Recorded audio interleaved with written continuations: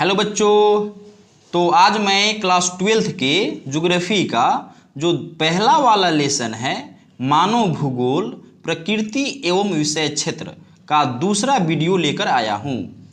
इसके पहले वाले वीडियो में हमने मानव भूगोल को परिभाषित किया था और मानव भूगोल की परिभाषा विभिन्न विद्वानों ने किस तरीका से दिया है उसको भी हमने मेंशन किया था। तो जो बच्चे पहले वाला वीडियो नहीं देखे हैं उसका लिंक मैं इसी वीडियो के डिस्क्रिप्शन बॉक्स में दे दूंगा, आप उसे ज़रूर देखिए। आज मैं 2 अंकों वाले प्रश्न की चर्चा करूंगा जो कि बोर्ड एग्जाम के लिए बहुत ही ज़्यादा महत्वपूर्ण होगा। ठीक है, तो आइए शुरू करते हैं आज की क्लास। हमने एक प्रश्न लिया है कि मानव भूगोल के कुछ उप क्षेत्रों के नाम लिखे। एक बात का आप ख्याल रखिएगा कि जब भी मानव भूगोल से संबंधित कोई प्रश्न पूछे तो आपको क्या करना है कि मानव भूगोल की परिभाषा सबसे पहले लिखना है, उसके बाद उसके उप क्षेत्र या जिसके बारे में क्वेश्चन कहेगा उसका आंसर आपको देना है।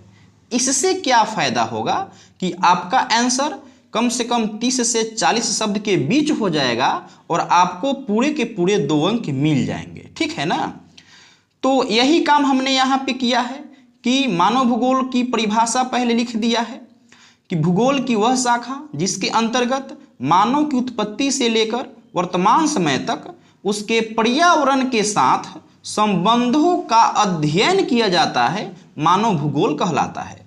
अब मानव भूगोल के जो उपक्षेत्र हैं उसके नाम हमने नीचे लिख दिया है, इसको याद रखिएगा।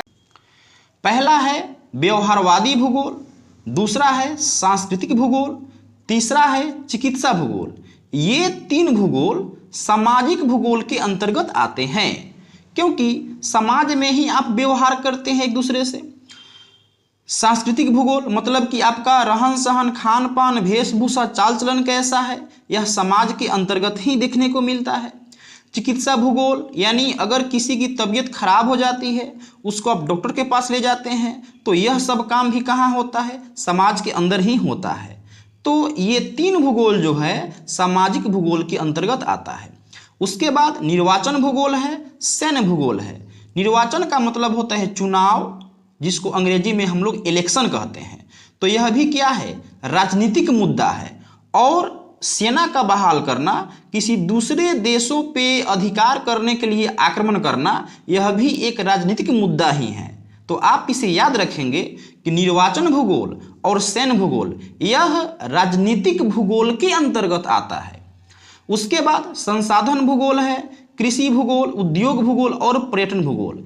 संसाधन भूगोल से लेकर के पर्यटन भूगोल तक ये सब आर्थिक भूगोल के अंतर्गत आता है क्योंकि संसाधन से ही हम अपनी जीविका चलाते हैं, कृषि करके भी जीविका चलाते हैं, उद्योग धंधा में काम करके भी हम लोग क्या करते हैं, जीविका चलाते हैं, पर्यटन के माध्यम से भी जीविका चलाते हैं। तो इस बात को आप ध्यान रखिएगा। यहाँ से 1 नंबर वाला सवाल भी पूछा जा सकता है कि व्यवहारवादी भूगोल किस भूगोल के अंतर्गत आता है। ठीक है, सामाजिक भूगोल, राजनीतिक भूगोल, आर्थिक भूगोल या इनमें से कोई नहीं। तो आपको क्या आंसर देना है, सामाजिक भूगोल। ठीक है ना, और ये जितने भी हमने लिखा है ये सभी उप क्षेत्र हैं किसके, मानव भूगोल के।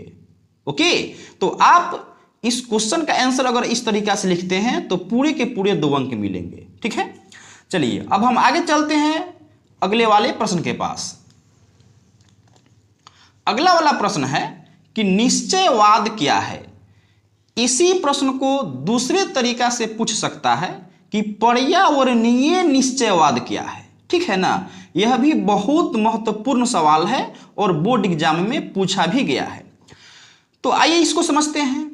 निश्चय का मतलब क्या होता है। निश्चय जैसे मैंने निश्चय किया है, मैंने फिक्स किया है, मैंने तय किया है कि ये काम करना है। तो निश्चय का मतलब क्या हुआ कि तय करना। और वाद का मतलब क्या हुआ, सिद्धांत, विचार, यानी कि वह विचार जो पहले से तय किया गया हो उसे निश्चयवाद कहते हैं। ठीक है ना, जैसे आप समाज में रहते हैं, आपका पहनावा ओढ़ावा कैसा है, आप कैसे रहन सहन करते हैं, आप खान पान क्या करते हैं, आपकी तबीयत कैसी है, आप हंस रहे हैं, आप रो रहे हैं, आप कहीं जा रहे हैं, कहीं आ रहे हैं, आपके साथ कोई घटना घट गया, यह जितनी भी गतिविधियां हैं इन सभी गतिविधियों का जिम्मेवार ईश्वर को माना गया है, प्रकृति को माना गया है। जैसे आप कहते हैं ना कि हाँ वो लड़का पढ़ते पढ़ते जॉब कर लिया, यानी कि उसके भाग्य में जॉब था, उसके भाग्य में जॉब नहीं था तो उसको जॉब नहीं मिला। यानी सारा दोष आप किसको देते हैं? प्रकृति को, भगवान को, ईश्वर को। यानी कहने का मतलब है कि पहले से यह सारी की सारी बातें फिक्स है कि कब किसके साथ क्या होने वाला है। यही है बुआ निश्चयवाद। बात समझ में आई? तो मैंने इसको भी बहुत बेहतर तरीका से परिभाषित किया है।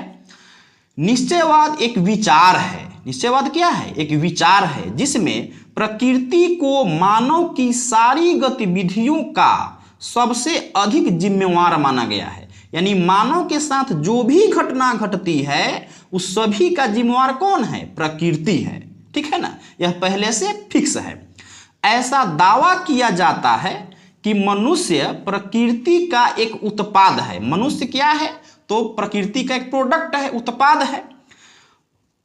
और उसका शरीर, मन तथा उसकी आत्मा सभी प्राकृतिक वातावरण से बने हैं। यानी मनुष्य का जो शरीर है, मन है और आत्मा है, वो कौन चीज से बना है? तो प्राकृतिक वातावरण से ही बना है। क्यों? क्योंकि ऐसा कहा जाता है कि मनुष्य जो है वह प्रकृति का क्या है? उत्पाद है। मनुष्य कैसे रहता है, वह क्या खाता है और वह क्या पहनता है, ये सभी पूरी तरह से पर्यावरण पर निर्भर करते हैं। यानी कहने का मतलब है कि मनुष्य का खान पान, रहन सहन, वेशभूषा, यह सब इन्वायरमेंट पे ही निर्भर करता है। जैसे आप पहाड़ी क्षेत्र में जाएंगे तो उनका रहन सहन, पहनावा ओढ़ावा कुछ अलग रहेगा। जैसे आप दक्षिण भारत में जाएंगे तो वहाँ पे लोगों का पहनावा ओढ़ावा लुंगी रहता है।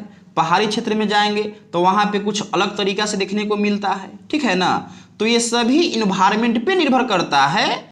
मनुष्य कैसे रहता है, वह क्या खाता है और वह क्या पहनता है, ये सभी पूरी तरह से पर्यावरण पर निर्भर करते हैं। हमने आपको पहले ही बताया है कि मनुष्य का रहन सहन, खान पान, चाल चलन, वेशभूषा, यह सब इन्वायरमेंट पे ही डिपेंड करता है और वह पहले से फिक्स रहता है। ठीक है ना? मनुष्य की सारी गतिविधियां जैसे कृषि, उद्योग, यातायात, निवास आदि सभी प्राकृतिक पर्यावरण के अनुसार विकसित होती है। तो कहने का मतलब क्या है कि निश्चयवाद में सब के सब पहले से ही फिक्स रहता है। सबका दोषी किसे माना जाता है? प्रकृति को। यानी सभी गतिविधियों का जिम्मेवार प्रकृति ही है। हमने अगला प्रश्न लिया है, संभववाद क्या है? और यह क्वेश्चन 2018 के परीक्षा में पूछा गया है। तो देखिए, नाम से ही स्पष्ट है। संभव का मतलब अनुमान और वाद का मतलब होता है सिद्धांत या विचार। यानी कहने का मतलब क्या है कि संभववाद एक ऐसी विचारधारा है जिसके अनुसार मनुष्य अपने पर्यावरण में परिवर्तन करने में जो समर्थ है तथा वह प्रकृति प्रदत्त अनेक संभावनाओं का इच्छानुसार अपने लिए उपयोग कर सकता है।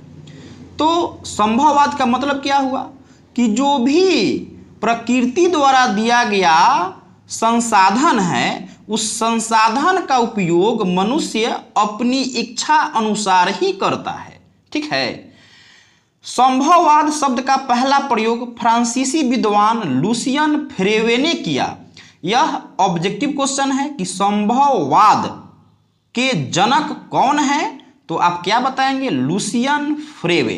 सबसे पहले इन्होंने ही संभववाद शब्द का प्रयोग किया था। फ्रेवे का विचार है कि निश्चित कुछ नहीं है, यानी फिक्स कुछ भी नहीं है। हमने निश्चयवाद में क्या पढ़ा था कि वहां पे सब चीज पहले से फिक्स है, और इसमें क्या है कि कुछ भी फिक्स नहीं है। सभी कार्यों के होने की संभावना अलग अलग है और मानव इन संभावनाओं का स्वामी है। यह किसके अनुसार बताया जाता है? लुसियन फ्रेवे के अनुसार। तो आप इसे ध्यान पे रखेंगे। निश्चयवाद, संभावनावाद, ठीक है ना। निश्चयवाद में क्या है, सब फिक्स रहता है, संभावनावाद में फिक्स नहीं रहता है। अब दोनों के बीच में एक और वाद का जन्म होता है, एक और सिद्धांत का जन्म होता है, एक और विचार का जन्म होता है, ठीक है, जिसे नवनिश्चयवाद कहा जाता है। तो वह भी बहुत बेहतर प्रश्न है और उस प्रश्न को हम अगले वाले वीडियो में एक्सप्लेन करेंगे। तो यह वीडियो कैसा लगा आप लोगों को हमें कमेंट में जरूर बताएं। अगर आपको बेहतर लगता है यह क्लास तो चैनल को सब्सक्राइब करें और अपने दोस्तों को शेयर करें।